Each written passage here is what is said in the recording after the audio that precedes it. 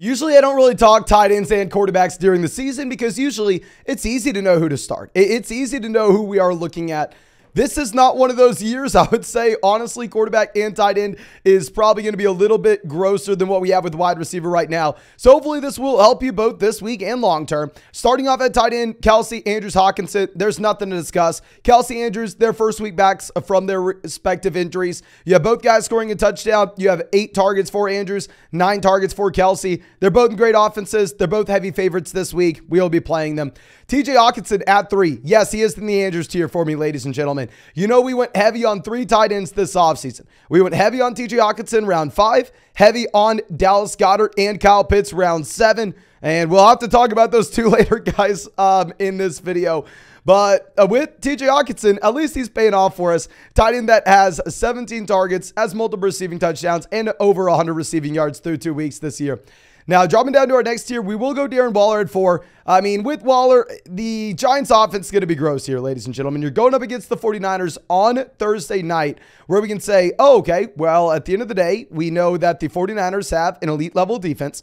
At the end of the day, you are in a spot where the New York Giants are 10-point dogs. Going to be really hard to imagine how this team moves the ball down the field. So I'm going to be trying to avoid them when I can. But obviously, Waller is going to get target volume. Now, George Kittle is our next guy at 5. And yeah, Kittle only has 49 receiving yards and 9 targets so far this season. George Kittle has been extremely disappointing. But if we go through and look at the history of George Kittle, we have seen this time and time again. This is who George Kittle is, and this is what you should expect whenever you're looking at pretty much anybody that's in a great offense with a ton of different weapons. You will have dud weeks. You'll have weeks where you don't have a lot of volume. But in the case of George Kittle, and also in the case of just anybody in an offense like this, whenever you do blow up, it is going to be freaking massive. You can go back last year. I mean, through the first 2 weeks, George Kittle only had, about 50 receiving yards. I mean, you look at a couple weeks last year at the same time, we go to the Seattle game, multiple receiving touchdowns, 93 yards. The Washington game, multiple receiving touchdowns, 120 yards. The last month of the season last year, George Kittle had 7 touchdowns in 4 games. So this is naturally what you're signing up with George Kittle. You'll have some dud weeks. You'll have some massive spike weeks. And regardless, you need to be starting him every single week so we can capture the weeks where he goes out there and drops 30, 35 points. Now, Evan Ingram will be our next guy. I mean, in Jacksonville, a little bit weird if you're going to be looking at guys like Christian Kirk. We're like, okay, Ridley gets the volume, then Kirk gets, what is going on? What we do know is Evan Ingram's been consistent back-to-back weeks now, about 50 receiving yards. I mean, he's had about 6.5 targets per game through the first 2 contests. Jacksonville should be able to effectively move the ball down the field this week against Houston, even if they weren't able to against Kansas City last week. But now going down to our next tier, we will have someone I've drafted a ton of, and I want to be honest, I'm very biased. I have a lot of Jalen Hurts and a lot of Dallas Goddard this season. Hurts is doing us well. Dallas Goddard, on the other hand, not so much. Goddard did get you there in a full PPR format where he had 6 receptions this past week. But with that being said, even if he had 6 receptions, it doesn't really matter. He does absolutely nothing with them. 22 receiving yards. Dallas Goddard has been very inefficient. He's only had 8 targets so far this season. If Goddard continues to perform this way, we will have to move him down rankings. We probably should have him lower than this, if I'm going to be honest with you. I don't know. I'm just so damn biased with Goddard. And then our next tight end will be Hunter Henry. Hunter Henry, if you look at what he's done through the first 2 weeks, is a top 3 tight end in fantasy. He has multiple receiving touchdowns, over 100 receiving yards, and 13 targets. Now, we want to see this over a little bit of a larger sample, while at the same time, if you are looking at Henry, he does have a pretty tough matchup going up against a very good New York Jets defense this week, where this is supposed to be the lowest scoring game of the week between the Jets and the Patriots. So I would be looking to avoid if we can. Now, our next tight end, Zach Ertz, similar mold, right? Ertz is getting everything in Arizona. Right now, he has 18 targets. If I'm not mistaken, I think this is number 1 in the NFL at the tight end position in targets currently. I mean, in a full PPR format, he's a little bit of a cheat code with 12 receptions. But fundamentally, you don't really have much touchdown upside. And at the same time, you are going up against the Dallas Cowboys defense, where should be very difficult for us to project them to have a considerable amount of points against an elite defense. Now, our next tight end in this tier will be Kyle Pitts. Pitts is out there running a route on every single Desmond Ridder dropback. I mean, if you look at the route participation for all tight ends in fantasy right now, Kyle Pitts is at the very top of the NFL. Now, a couple things with this. One, I mean, there are not many Desmond Ridder dropbacks. The Arizona Cardinals have been going out there and trying to run the ball over and over and over again. And two, with that being said, I mean, if you're looking at Kyle Pitts compared to Zach Ertz, Pitts has 8 targets so far through the first 2 weeks compared to Zach Ertz at 18. So the volume's not there, even if I think that Kyle Pitts is a great athlete, even if I thought he was a great value in round 7 this season. Looks like it's not happening. By no means do I want to go out there and drop him. He clearly is not, I mean, a tight end that we're excited to start. I think you're just throwing him out there and rolling the dice and hoping that we get a big play, which we've never seen before from Pitts. Now, our next guy will be Sam Laporta. If you are looking at Laporta, this is a tight end that has had 11 targets. I mean, he is a rookie tight end as well, so he's trending in the right direction. I do want a little bit of a larger sample, and also, if you are looking at the volume that you had against Seattle, keep in mind this game did go to overtime. Super high-scoring contest. I mean, if we're going up against the Falcons this next week, we assume the Falcons look to actually just run the ball, slow the game down a bit, and we don't necessarily know what the overall passing volume is going to be in Detroit. Now, Tyler Higbee will be our next guy at 12. Higbee maybe falls in line with what we have with the Hunter Henry, with the Zach Ertz. Bad offense, but this is an offense that is going to force feed targets to the tight end position. We haven't seen it as much as Zach Ertz. He did see 7 targets this past week against the 49ers, but those 7 targets only led to 12 receiving yards because it was an elite 49ers defense. Should be a little bit of a better matchup against Cincinnati here. Now, going over to our next tight end, we will have Dalton Kincaid at 13. Kincaid is a tight end that I was hesitant to draft because I just typically don't want to start rookie tight ends. But Kincaid is in an elite level offense. He's had 10 targets so far through the first 2 weeks. We know naturally if you're a part of this Buffalo Bills offense, you should have some touchdown upside. Now, he is, of course, going to be splitting with a pretty capable tight end in Dawson Knox. But nonetheless, he's a tight end that is trending in the right direction. I wouldn't be surprised if by the time we get to week 6, Dalton Kincaid is up there as like tight end 7, tight end 8 in these rankings. Now, our next 2 guys will be Pat Freiermuth and David Njoku. I owe everybody an apology for thinking Pat Freiermuth was some phenomenal start without Deontay Johnson. I thought, oh, okay, you have no Deontay Johnson, bump George Pickens, bump Pat Freiermuth. They're going to be able to get volume in this offense. Well, what I did not account for is the fact that I guess Kenny Pickett is just horrendous. I guess Kenny Pickett cannot effectively move the ball down the field. I mean, we saw the ugliest game ever on Monday night where Kenny Pickett went out there and completed 15 passes for 222 yards off of 30 attempts. I mean, if we're looking at the volume here, Pat Freiermuth only had 1 target. Calvin Austin had 4. Allen Robinson had 3. I don't know exactly what's going on. Hopefully Freiermuth gets a bounce back, but the way things are trending, I don't think we can start him this next week until we see something. And then David Njoku at 15. With Njoku, really like the talent, but I mean, sticking in the same game, it looks like David Njoku's quarterback and DeSean Watson is just giving us nothing to work with, literally nothing. Now, going over to our next tier, we are going to have Jake Ferguson leading us off. If you look at Ferguson, he's actually getting a considerable amount of volume, but a couple different issues. One, the fact that he's just out there dropping passes. Ferguson does not actually look good on the field. I mean, the opportunity in the role that he's in should be a very high value one, but you need to have him start converting some of these targets that he is seeing. And 2, against the Arizona Cardinals, we assume the Dallas Cowboys are going to be able to just run the ball effectively.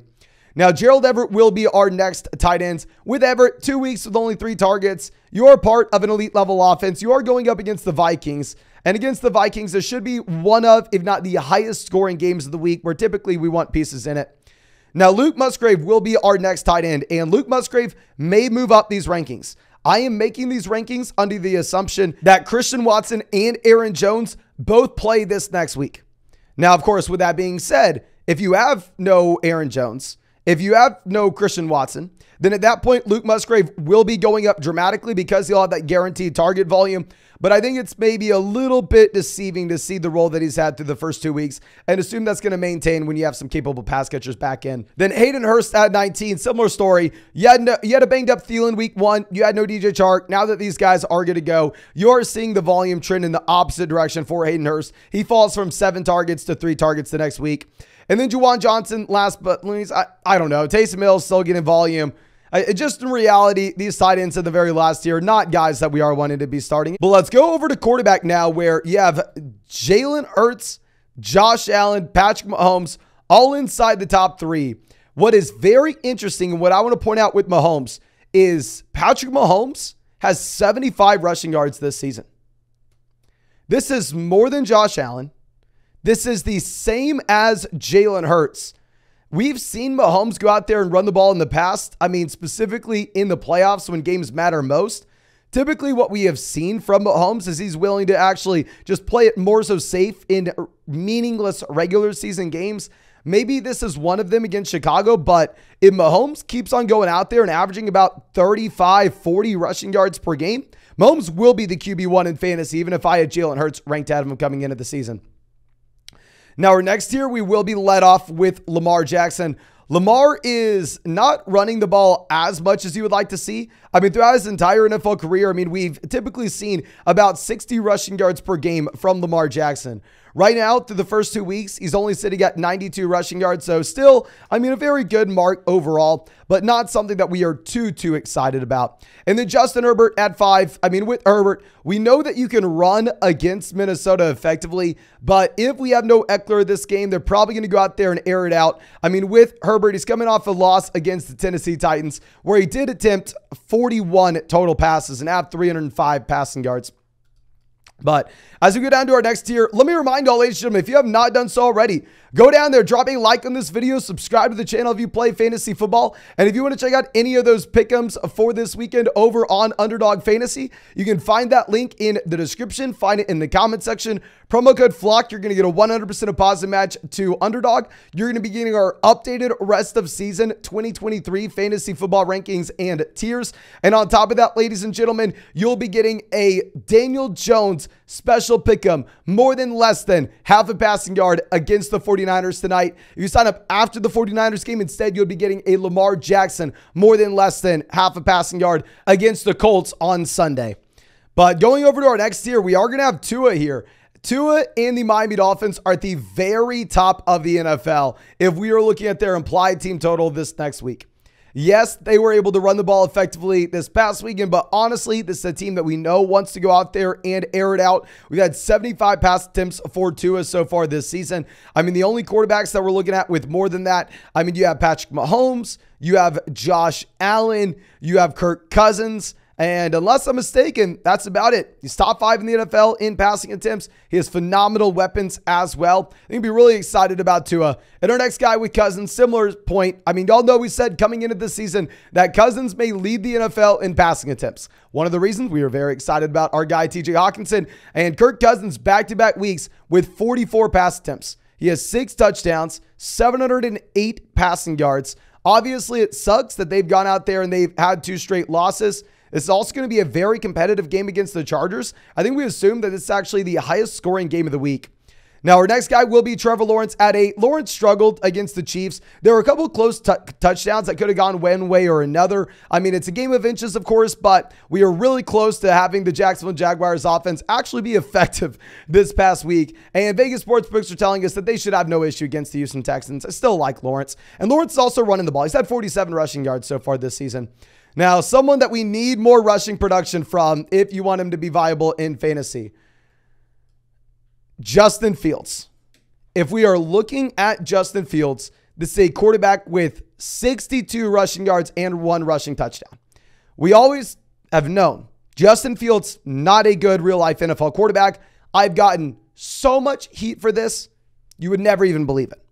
But I do maintain the fact that I think Justin Fields can be an elite player in fantasy based off of rushing upside, rushing upside, rushing upside.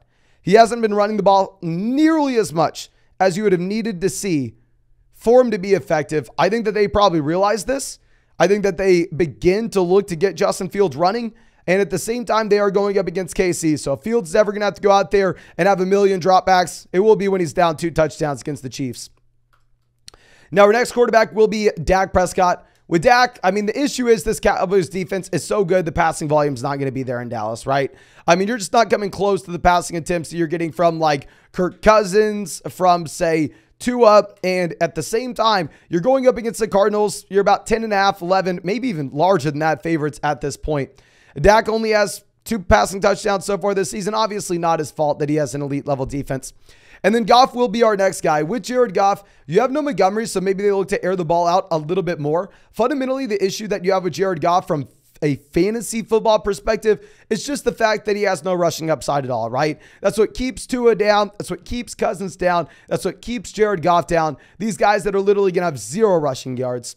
Now, Brock Purdy is our next quarterback at 12. With Purdy, another situation similar to Dak in that you have such a good defense, the passing volume doesn't need to be there. You're going to see a ton of rushing attempts overall. I mean, this past week, perfect example. You out there, and if you are the 49ers, your offense is humming. You have 30 points scored in this game, while at the same time, Brock Purdy only has 25 passing attempts for 0 total passing touchdowns. Now, he did get the rushing touchdown, which was really nice to see. Now, DeSean Watson right now looks like one of the worst starting quarterbacks in the NFL, and I still think DeSean Watson has a high ceiling if he can put things together based off what we've historically seen with DeSean Watson. Looks like this is not a natural fit for Watson, though.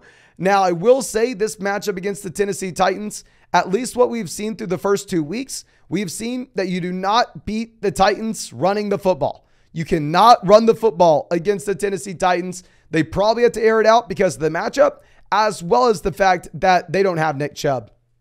Now, Daniel Jones, our next quarterback. I think Daniel Jones may actually be an intriguing buy low candidate after Thursday night when he presumably gets smoked by the 49ers and this defense. But going forward, Daniel Jones has rushing upside. He has over 100 rushing yards so far this season. I mean, if we're going through and looking for quarterbacks that have had more rushing volume, I literally can't find a single player. Daniel Jones at the very top of the NFL in rushing yards. So, yeah, I mean, you have a lot of fantasy football upside. Now, of course, the issue is if you're looking at this 49ers defense, generally we want to be avoiding everybody we can. Now, Geno Smith is our next guy at 15. With Geno, not too much to discuss. I mean, he looked much better this past week. We obviously really just want Geno to be good for the sake of Metcalf, for Lockett, for JSN.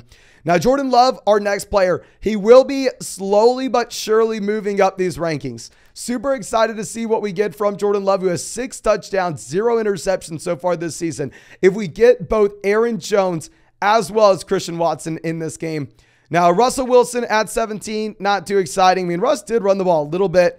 And with Russ, he has 485 passing yards, but a lot of this is just random variance. Yeah, he had the long Marvin Mims touchdown. I do expect him to come back down to earth just a bit. If you wanted to put Russ up, and actually, you know what? Now that we really think about this, let's go ahead. Let's pull up the over-unders again that we have for week 3.